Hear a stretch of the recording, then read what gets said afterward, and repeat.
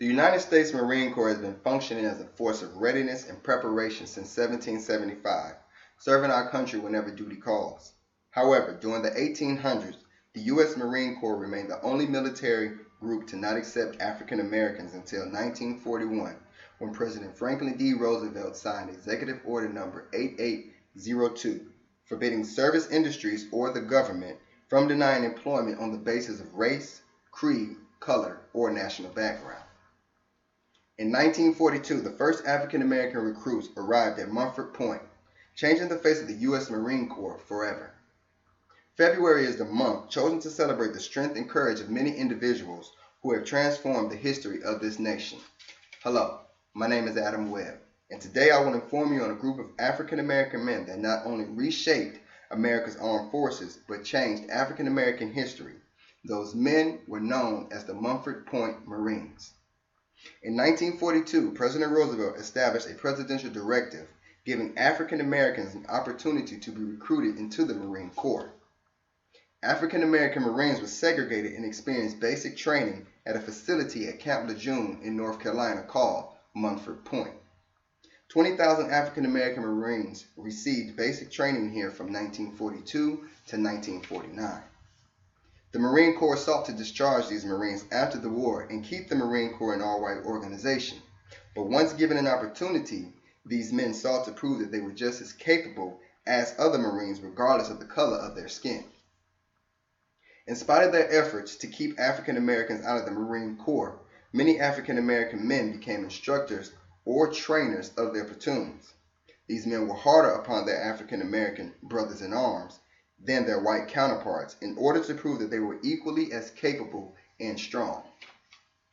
A 32-year veteran of the Marine Corps, George Mitchell, was promoted several times, though never receiving the position of officer. Mitchell briefly described the challenges faced by blacks during the training, stating, "Hey, that's how the system works. You don't have to be white to get it done. You can be black and do it too, but you don't have room for mistake."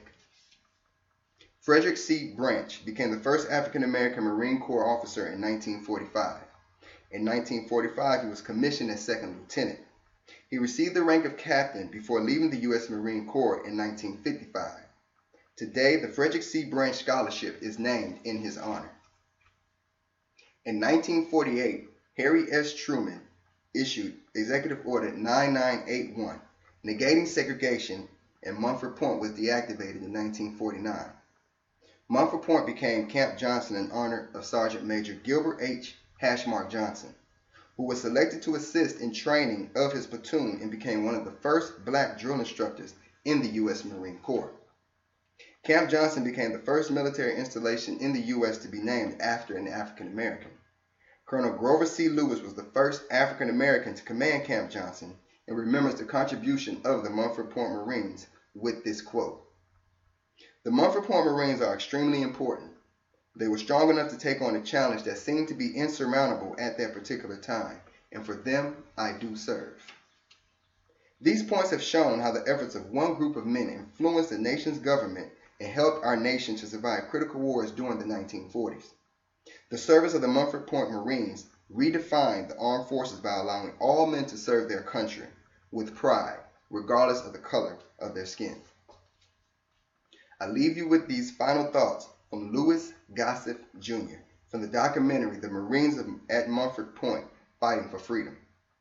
The men of Montford Point remind us of the determination, courage, and sacrifice required to secure the blessings of liberty and equality